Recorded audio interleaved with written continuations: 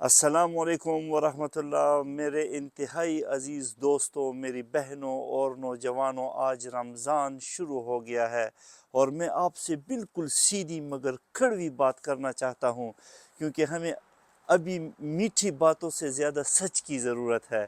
ہم ایک ایسی قوم بن چکے ہیں جو رمضان کو بھی بزنس بنا چکی ہے، اور میرا دل اس پر بہت زیادہ دکھتا ہے۔ میں اس مہینے کو بھی پیسے کمانے کا ذریعہ سمجھ بیٹھا ہوں۔ یہ میری نادانی ہے، حالانکہ یہ مہینہ تو ثواب کمانے کا ہے۔ ہم دن بھر روزہ رکھتے ہیں، رات کو حرام کمائی کے پلان بناتے ہیں، ہم سحری میں دعائیں مانگتے ہیں اور افطاری کے بعد دھوکہ، فراڈ، ذخیرہ اندوزی، جھوٹ، چوری میں لگ جاتے ہیں۔ اسی لیے میں چاہتا تھا کہ آج آپ سے اس موضوع پر بات کروں۔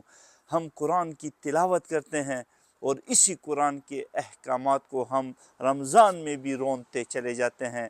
ہم مسجد میں صف اول میں کھڑے ہوتے ہیں اور بازار میں سب سے آگے ہو کر دھوکہ دیتے ہیں۔ ذرا سوچیں ہم کیا کر رہے ہیں، ہم کس رمضان کی تیاری کر رہے ہیں، ہم کس اللہ کو راضی کرنا چاہتے ہیں۔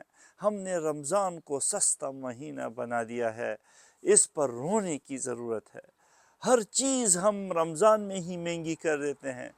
ہم نے رمضان کو بھی لوٹ مار کا سیزن بنا دیا ہے۔ ہم نے رمضان کو بھی اپنے ڈراموں میں ضائع کر دیا، سوشل میڈیا پر ضائع کر دیا، فضول مشغولیات میں ضائع کر دیا۔